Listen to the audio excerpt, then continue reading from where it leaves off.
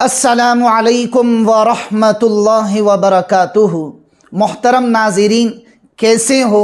खैरियत से होंगे। अल्लाह ताला आपको हमेशा सेहत और आफ़ियत वाली ज़िंदगी अता फ़रमाए।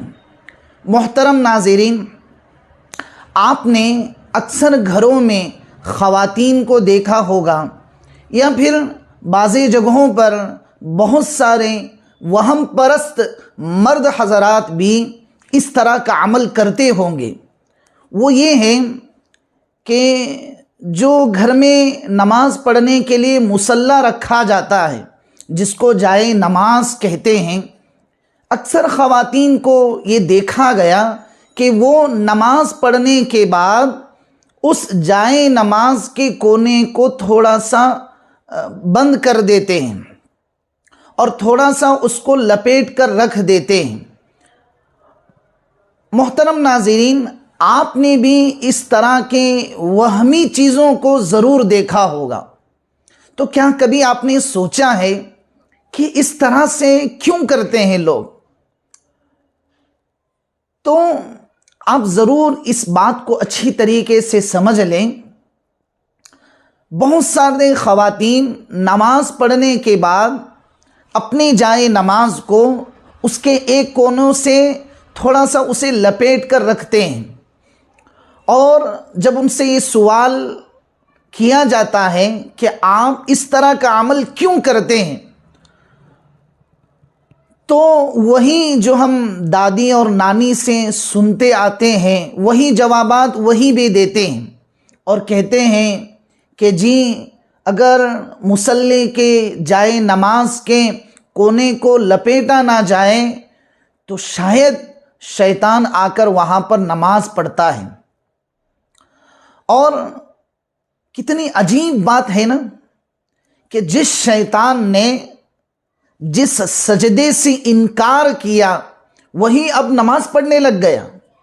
कितनी अजीब बात है, कितनी तवहुम परस्ती है कि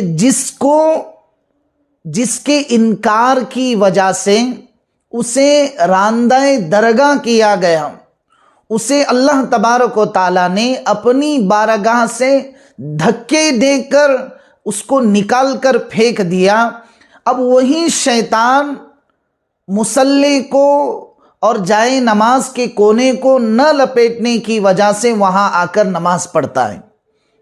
इस तरह की वहमी बातें, इस तरह की तवहुमी चीज़ें बहुत सारी ख़वातीन में देखी जाती हैं और शायद आपने भी तजर्बा किया होगा, और मुमकिन है कि आप में से भी बहुत सारे इस तरह का अमल करते होंगे कि नमाज पढ़ने के बाद उसके एक कोने को लपेट कर उसको रखा जाता होगा। मोहतरम नाज़रीन, ये वहमी चीज़ों से आदमी बहुत सारी बिदआत में मुब्तला होता है। वहमी बातों से आदमी बहुत सारी तवहुमी चीज़ों में मुब्तला होकर अपने आप को बर्बाद कर डालता है। देखिए, दीन मतीन जो अल्लाह ने हमें दिया है बहुत ही साफ और सुथरा दीन है। किसी किस्म की कोई इसमें वहम की चीज़ नहीं है। जिस कुरान की पहली आयत कहती हो ला रैब फी, इसमें किसी किस्म का कोई शक नहीं, कोई वहम नहीं, उस दीन में क्या ऐसी चीज़ें बाकी रह सकती हैं कि अजी मुसल्ला और जाए नमाज के कोने को अगर ना लपटे तो शैतान आकर वहाँ सजदा करता है। चलिए मान लेते हैं शैतान आकर सजदा कर लेता है, तो इसमें हमारा क्या जाता है? अच्छी बात है ना कि वो जिस सजदे का इनकार कर बैठा उसी सजदे को करने के लिए अब वो मान रहा है, तो अच्छी बात है, तो करने दे, क्यों उसको अच्छे काम से रोकते हैं? तो मोहतरम नाज़रीन, इन सारी चीज़ों से ये बात समझ में आती है, या अय्युहल्लज़ीना आमनू इज्तनिबू कसीरम मिनज़्ज़न्न इन्न बअज़-ज़न्नि इस्मुन।